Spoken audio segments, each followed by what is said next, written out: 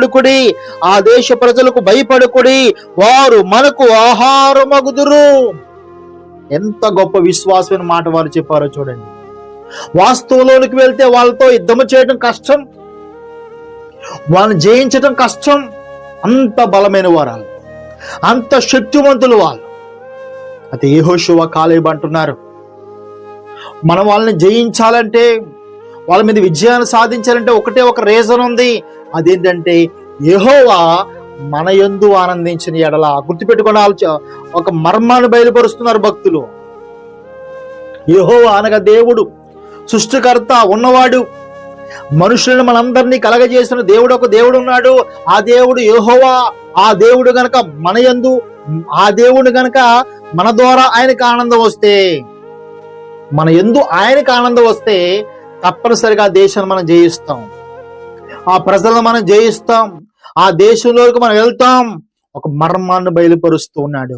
ఈరోజు మనము కూడా ఈ సముద్రమని లోకాన్ని జయించాలంటే, మన ముందుకు కొనసాగాలి అంటే, ఈ లోకాన్ని జయించాలంటే, మన దేహాన్ని జయించాలంటే, ఈ లోకంలో ఉన్న అప్పుల బాధను జయించాలంటే, ఈలో ఉన్న సమస్యలను జయించాలంటే, బాధలను జయించాలంటే, రోగాలను జయించాలంటే, వ్యాధులను జయించాలంటే నీ బలము నా బలము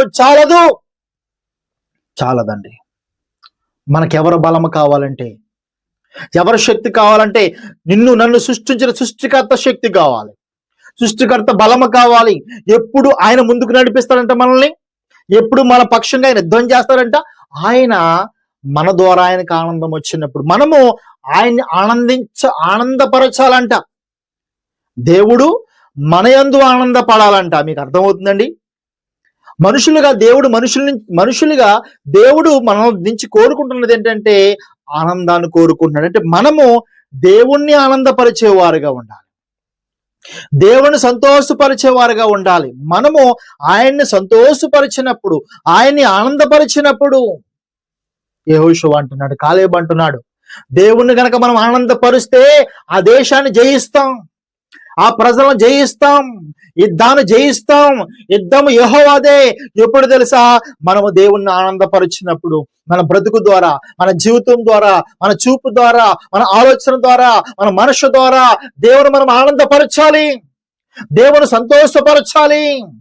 అప్పుడు తప్పనిసరిగా మనము ఆ దేశాన్ని గెలుస్తాం, ఆ ప్రజలను గెలుస్తామని వాళ్ళు ఒక మర్మాన్ని బయలుపరిచారు మనకంటే ముందుగా ఉన్న భక్తులు. ఈరోజు నీకు నాకు కూడా అదే సీక్రెట్, అదే మర్మము. ఈ లోకాన్ని మనం జయించాలన్నా, సమస్యలు